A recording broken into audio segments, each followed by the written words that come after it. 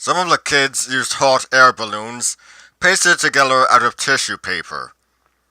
But this particular boy, successful launcher of 100 balloons, was an expert. He usually used plastic bags such as clones are draped in when they come from the cleaner, taping them shut at the top and attaching the bottom to a light wooden frame.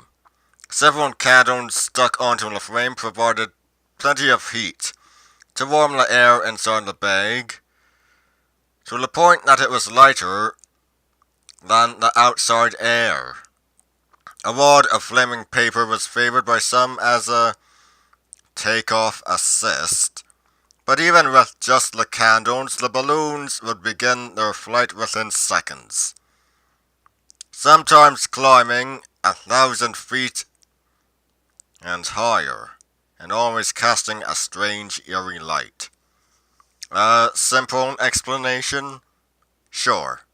Simpler than jumping to the conclusion that one had seen a UFO? Of course. But although hot air balloons have been around for hundreds of years, they're not particularly common these days, and many people fell for the more complicated notion that they'd seen a saucer. Thus, the hoaxers of this world enjoyed yet another shout of merry laughter.